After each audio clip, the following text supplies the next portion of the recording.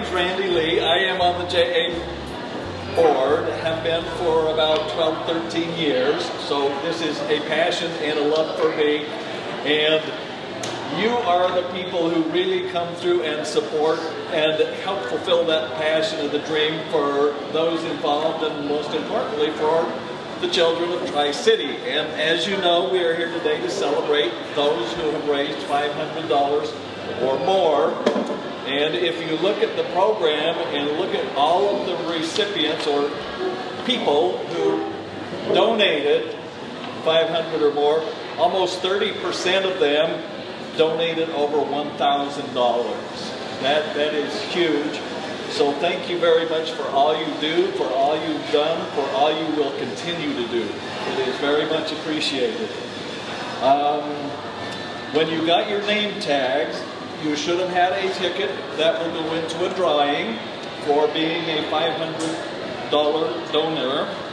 If you donated $1,000 or more, there would be a second ticket there, and that is going into right over there for a drawing for fun prizes. One of them is a 6-month individual membership at LifeQuest Fitness. One is a 26-week subscription to the Tri-City Herald. A beautiful gift basket, including a $25 gift card to Buffalo Wild Wings. Emerald Downs, a day at the races for 4 people, and an Amp Energy mini fridge. And I don't know why they always call it a man cave. I do not have a man cave at my house. My wife has a woman cave. I guess, but I think there are more woman caves than man caves. But you guys get the garage. That's no, where, the garage. That's started this new trend. They're called she sheds. Oh, she shed. You gotta be careful how you say that fast. So everyone will have opportunities to win other drawings through the course of today's luncheon. And last, but certainly not least, we want to thank Fire and Brimstone, who has very generously donated the lunch today. So I will be quiet and let you get in line, put your ticket in the hat, and help yourself to the food. Thank you. I think you're going to be excited about our speaker today. Oh. And to kick off this theme, some of you may know or have heard of Semi Bird from Department of Energy or as JA board member.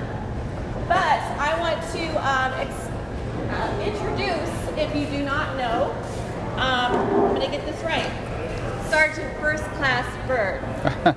And this guy is actually in the United States Army Elite Special Forces Green Berets and is on reserve status currently. He served several years overseas with Operation Iraqi Freedom and Operation Enduring Freedom. Mm-hmm. Okay. He's also been awarded some of our nation's highest awards, the Bronze Star Valor for leadership and bravery in combat, and the Purple Heart for wounds received in combat, in addition to other numerous Army commendations and medals. So he has a heart for education. He has earned his bachelor's degree, master's degree, and is working on his PhD in education. And as if that's not enough, he is currently with DOE Office of River Protection and is a JA board member and a classroom volunteer. So we're excited to have him here today to share a little bit from his heart about his heart for our country, but also our community. So awesome. Thank you for joining us. Awesome. Thank you. Thank you. Thank you. Well, good afternoon, and I hope I don't disappoint. Don't let anything I say offend you. I know you guys are now worried. Somebody's going, oh yeah, this is going to be good. I am a patriot. I admit it. I've served my country for over 20 years. 22 years, I think, is where I'm at. I'm 54 years old, and I'm still jumping out of helicopters or whatever they'll find to throw me out of. About 8 days ago, I jumped out of a Chinook CH-47 over at Joint Base Lewis McChord. So I stay actively engaged. I've been in Special Forces for probably 11, 12 years of that. Special Forces intelligence is my specialty now. It's kind of as we grow up in the business, we get older, we stop kicking indoors, and we tend to go to the intelligence side, so we can stay in front of a computer and just write stuff down. It's not as sexy, but it's fun. I want to share with you kind of how I grew up, and it'll tie into some of the other things I want to talk about, and how proud I am to be an American, and how we're all born into privilege. Now, most people don't think that way. We're born into privilege. I was born to a single mom, okay? Inner city, East Oakland. Some of you may or may not know where East Oakland is, but we lived in the projects when I was young. My dad wasn't around. It was difficult times, but my mom was a great woman. So the power of a single mom could never be underestimated, could never be undervalued, because I did not regret anything. I did not lack anything, I did not lose anything growing up.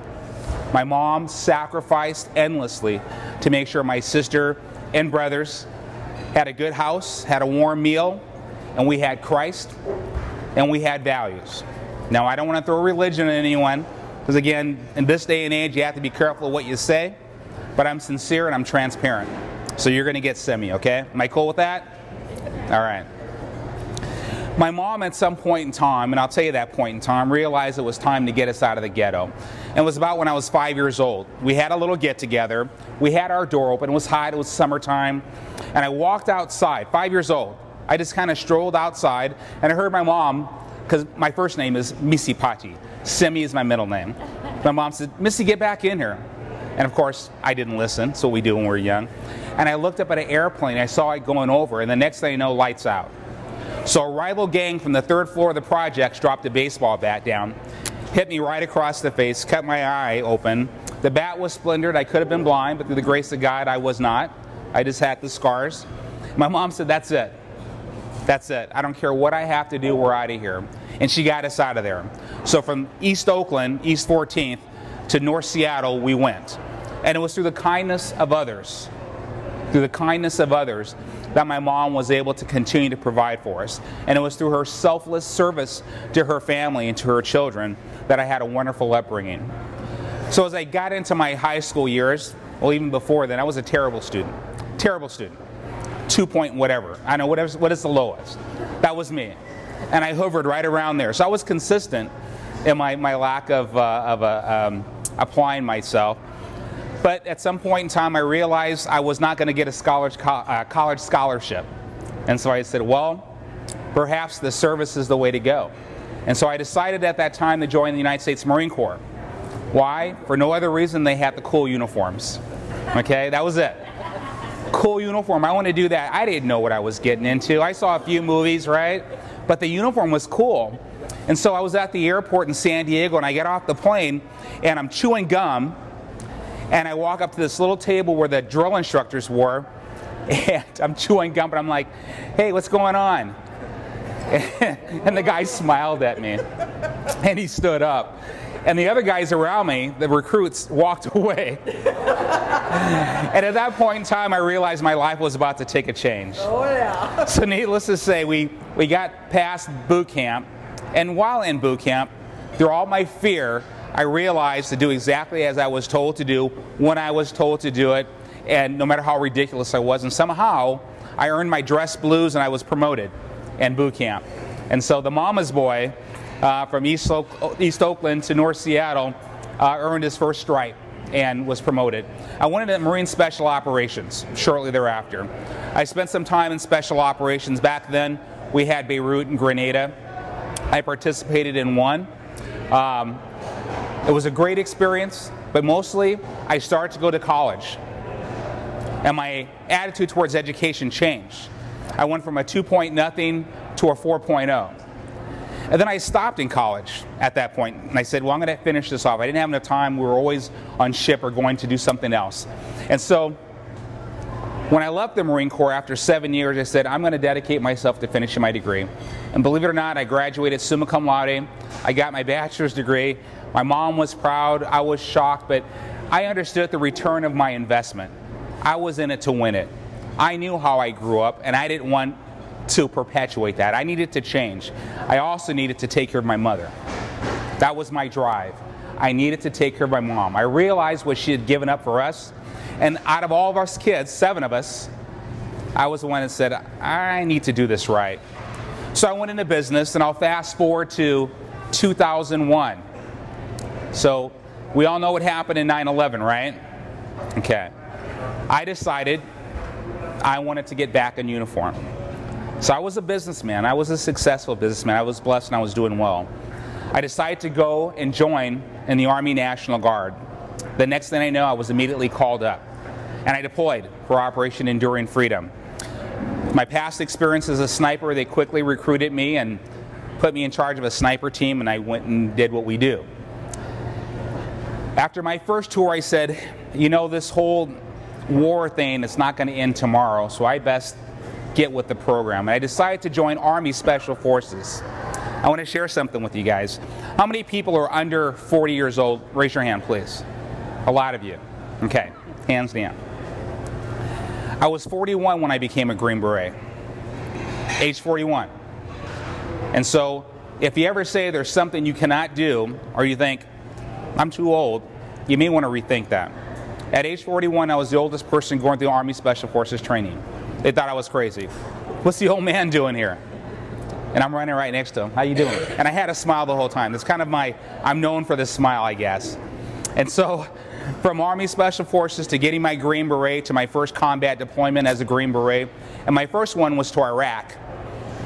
We were there for the surge and to support the surge, and you guys kind of understand what we were doing there. I had a special team. We were hunting the deck of cards. Some of you may not know what that is, some of you may know what that is, but that would be Saddam and some of the bad people, Chemical Ali and the rest of them. So needless to say, we were busy.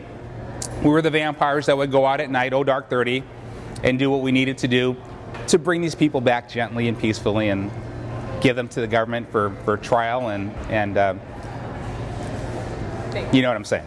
So at any rate, as you heard, I zigged when I should have zagged, and I received a wound in one of these firefights. But I was in many firefights.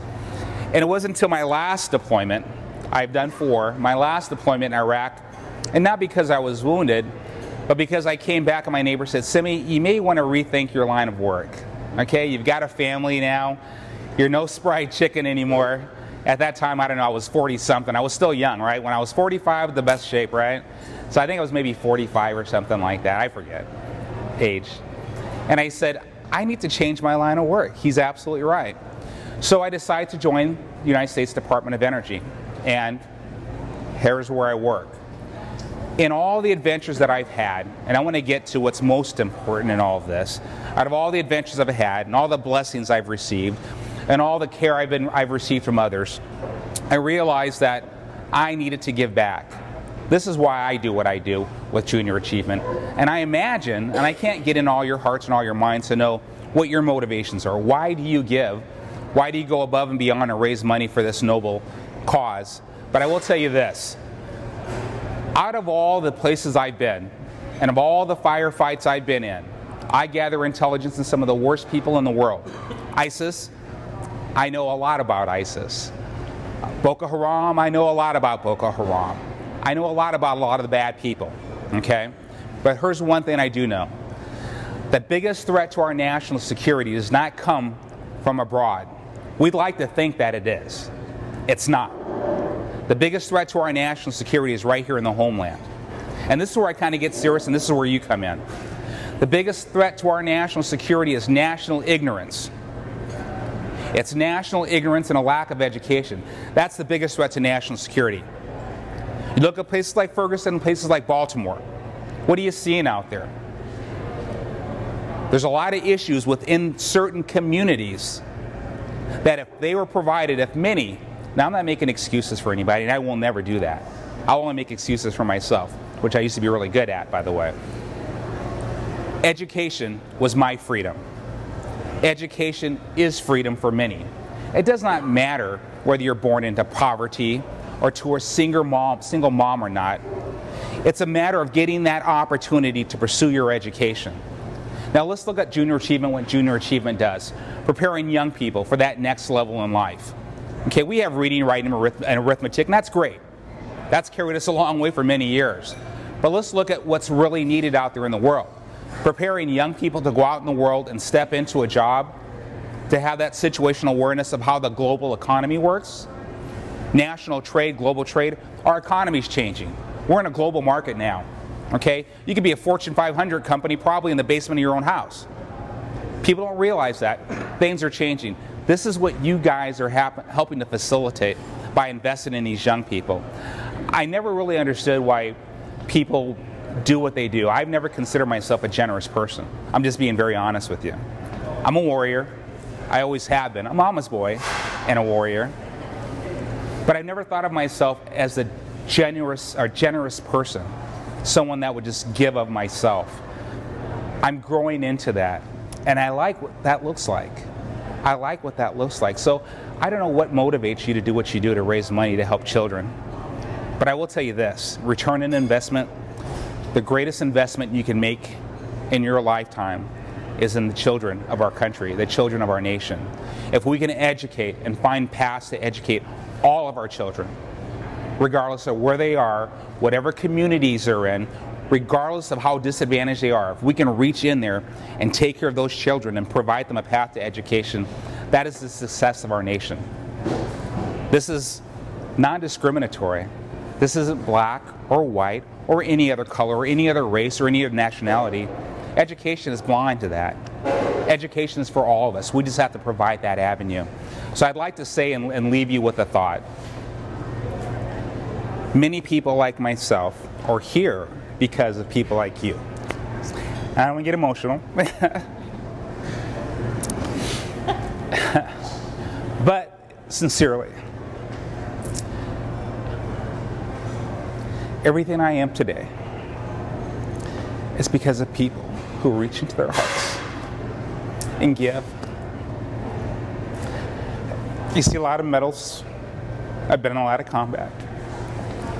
I've been blown up, shot up. But the best of me is yet to come, because I hope to aspire to have that kindness in my heart to give like you have and like you do. So I'd like to say thank you. God bless America, and be proud of our nation. Be proud of who we are, and keep doing what you're doing, because people like me, children, the little boy, he loves you and thanks you for what you do. Thank you.